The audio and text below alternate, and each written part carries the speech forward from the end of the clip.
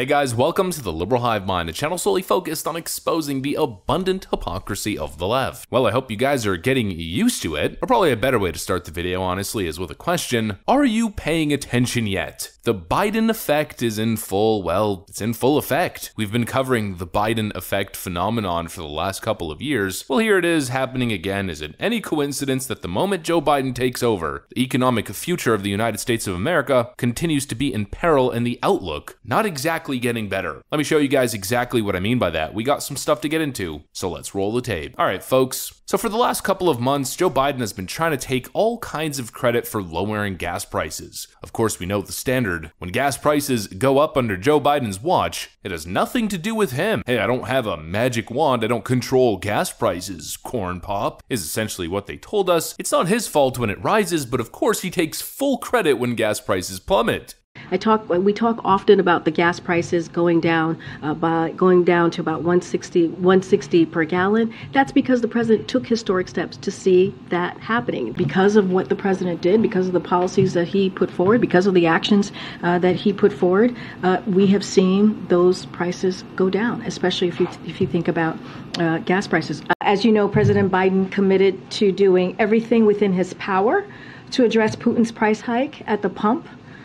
Today, gas prices have returned to the levels they were prior to Putin's invasion of Ukraine. Gas prices are going down mainly because of Joe Biden's incredible leadership. Gas prices are going down because of the Inflation Reduction Act, which hasn't even been implemented yet. So of course, yeah, we know the propaganda coming out of the White House. Sure, we know what they're saying, but we also know the truth. And here is the truth. When gas prices go up, it's certainly Joe Biden's fault. When gas prices go down, it's not. Almost everything bad economically has been either directly or indirectly Joe Biden's fault, or it's been a result of leftist policies, not just in the United States, but across the Western world and even in the Eastern world. The first element is Joe Biden's general weakness on the world stage. Maybe 5 or 6 months ago, the Saudis basically told Joe Biden on the world stage to take a frickin' hike. Diplomatically, in terms of foreign trade, probably one of the most embarrassing moments of the Biden administration. I think after that moment, a lot of people started to wake up and realize that this whole thing with Sleepy Joe, it just ain't it, chief. Well, now we have this. OPEC Plus announces surprise oil cuts. US calls move inadvisable. Saudi Arabia and other OPEC Plus oil producers on Sunday announced further oil output cuts of around 1.16 million barrels per day, in a surprise move that analysts said would cause an immediate rise in prices, and the United States called it inadvisable. Well, firstly, it's not a surprise move at all. If anything, it's a foreshadowed move. Now, investment firms and energy experts are expecting oil prices in the short term to raise $10 a barrel, and so it seems we're back to the Obama days on steroids, like I keep saying. This absolutely pathetic approach to foreign trade and foreign policy, this pathetic strategy of appeasement, trying not to step on people's toes. Meanwhile, American leaders are essentially getting bulldozed, and who's the real victim in the end? Well, of course, it's the American consumer. But don't worry, folks. Joe Biden responds to clear things up for the average American. Mr. President, on OPEC,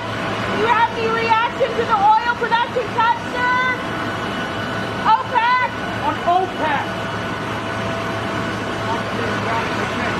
Oh, it's not going to be as bad as you think, Jack. Yeah, probably not, but also it could be a whole lot worse. And again, I guess it just depends on what your standards are. With Sleepy Joe, it seems as though we're in this constant state of copium of, oh, well, hopefully it's not as bad as it could be. Hopefully we're able to, just survive. Hopefully gas prices don't get too high so I can live my life and feed my children. Excuse me if maybe this is unrealistic, but I feel like the American consumer has been beat down so many times over the last however many decades, but especially throughout the Obama years, that this is sort of par for the course. Not a financial collapse is kind of the standard. I feel like people should be demanding more. And in this case, more production, better availability, lower prices, more affordability to run your life. Joe claims, well, it's not going to be as bad as you think it is. It's still pretty freaking bad, especially considering gas prices are still significantly higher than they were since Joe Biden took office. OPEC Plus is now planning on reducing their output by over 1 million barrels a day. That's quite significant considering when Joe Biden went on his hands hands and knees begging. From what I remember, he wanted them to increase production to up to 13 million barrels a day, up from 11 or 12. Well, instead of increasing by a million, they're now decreasing by a million. And I know a lot of leftoids are saying, well, that's OPEC plus. I mean, Joe has no control. No, Joe has a lot of control. First of all, he's literally president of the most powerful economic nation on the planet. That's a whole lot of leverage, but he refuses to wield it. Secondly, he's gutted the oil industry domestically, and so he's put the American consumer and American markets in a very precarious position, in a position of weakness. You have other countries fighting for their own interests, and then you have Joe, and whatever the hell he's doing. And when your approach is weakness and appeasement, a total refusal to actually represent the people you're supposed to represent and their interests, well, this is what it leads to. Saudi Arabia's crown prince is no longer interested in, quote, pleasing the United States. Because obviously if they don't have to, then they don't want to. That's the whole point. Nobody in foreign relations or business does things out of the kindness of their heart. You know, the world doesn't revolve around the United States and American markets because of an idea, because of United States virtue. They do it because of power and leverage. And if you put yourself in a position of weakness and lesser leverage, then eventually what do you think's gonna happen? The Biden effect is gonna happen. Let's go back to what I said in the intro. Are you paying attention yet? Just take a look at some of these headlines and consider the gravity. Mexico now seriously considering joining BRICS. Another blow to America under the corrupt Biden administration. Another loss for the US. Japan breaks with Western allies and is now buying Russian oil at prices above cap. China's yuan replaces the US dollar as the most traded currency in Russia. We're possibly at the end stages of the petrodollar and the United States dollar being the world's currency. Now, maybe that's a little bit extreme, a little bit of an exaggeration, we don't know just yet, but we're certainly seeing the weakness of American economic influence and the American dollar influence on the global stage, and that's not a good thing. The rest of the world's leaders are viewing this Joe Biden administration as an opportunity to form alliances and form strength to take down the US's influence. It's the Biden effect, and it really feels like a catalyst towards the end of an empire. And probably the craziest part is we're getting inundated with all of this terrible future economic outlook news, as the rest of the world seems to be scheming with the intended goal of taking down the United States, or at least reducing United States global influence. What's everyone talking about? What's the news focused on? Of course, the Trump arraignment, which is one of the most important, if not the most important story, but it shows you how the leftist media is always engaging, is always creating these distraction events to keep the American people uninformed and unaware of what's really going on. The reality is, it's not good. To be completely honest with you, there hasn't been any good news related to the economy, whether it's the global economy or the domestic economy, and of course the same thing on foreign policy. It's been more than 2 years of failure and disaster, and of course we dub that the Biden effect. But I guess we'll just have to see how the cookie crumbles on this one. My general feeling, Joe Biden's gonna go down as the worst president in modern American history if he already isn't. That's what I got for you guys though. Hopefully you enjoyed this video. If you did, make sure to leave a like and possibly subscribe to the channel. Of course, you know that we'd love to have you here. Thanks for watching, and I'll see you on the next one.